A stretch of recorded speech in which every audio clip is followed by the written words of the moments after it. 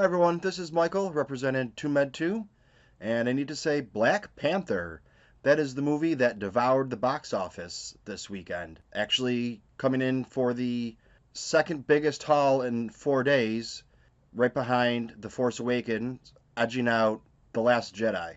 What I mainly want to talk to you about is the amazing things that happened at the box office. The story in a nutshell is T'Challa inherits the kingdom from his father. The kingdom is the most advanced in the world, but also secluded. No one knows about the advancements it has made. He then has a problem. Someone fights him for the throne. The whole superhero thing goes on.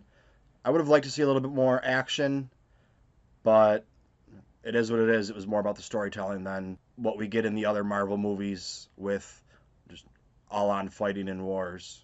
As for the controversy that has been surrounding the movie, which I think may have fueled it quite a bit, it's all pretty much led by the media and on the fringe on both sides. I spoke with people I went to school with. None of them were excited to go see the movie because the skin color of the people represented was their skin color. I also sat through the entire movie, and not once did I think, gee, the only white person in this movie is the bad guy. But the good stuff, the money. Black Panther beat, for a 4-day haul, The Last Jedi by $400,000. It still fell short of The Force Awakens by about $40 million. The worldwide total is around $426 million for those 4 days. Some of the other records that it set: the biggest February opening weekend, the biggest non-sequel opening weekend, the biggest solo superhero launch of all time, the biggest Friday through Sunday opening weekend of a holiday debut, biggest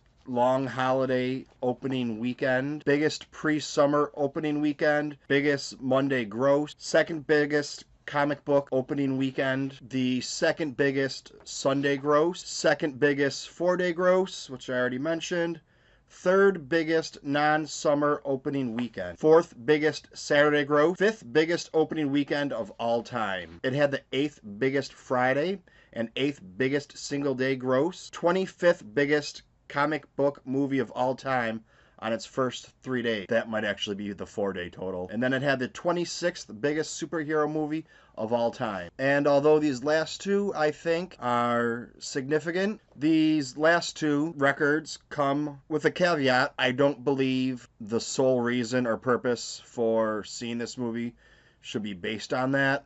Although I do believe, for historical purposes, it is important to note that it is the biggest grossing movie in North America directed by a black filmmaker, and the biggest opening weekend ever for any movie not directed by a white guy.